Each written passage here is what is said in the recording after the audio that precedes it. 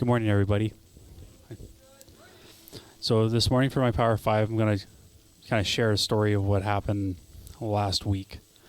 So with the series we just went through on the war of attrition, I've noticed in different ways how the evil one is trying to infiltrate my life and slowly separate me from God. It has made me more aware of the small things, like a worldly song or on the radio, or listening to a conversation of people who aren't saved, that can leave those thoughts in my head that can leave thoughts or ideas that, if left unchecked, can fester and can cause spiritual pain and separation from God. I've always struggled with being a people pleaser. And recently we've been going through a huge transition at work. And the environment at work turned from we're doing our jobs to the best of our abilities to poor us. All these changes are so hard, and I can't believe this is happening to us. The end of last week, those victimized thoughts festered into a physical and mental symptom for me.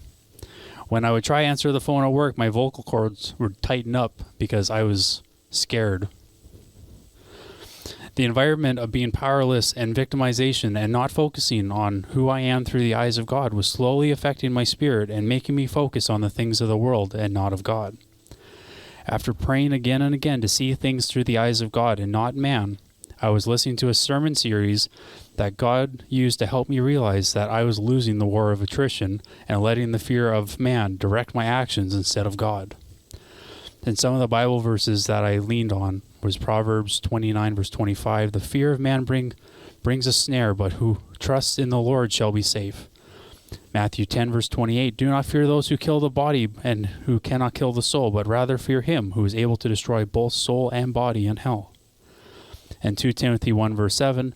For God has not given us a spirit of fear, but of power and of love and of a sound mind.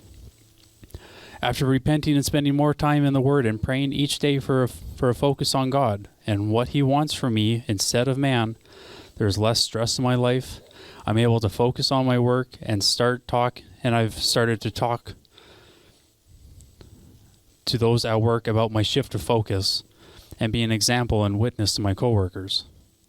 I encourage you to always be on your guard. The evil one never rests. He has a desire to get each of us and separate us from God little by little. Each day, each moment, compare what you're doing or saying to what God requires of us in His Word. If you see that you're starting to stray, refocus, repent, and continue the war we fight each day.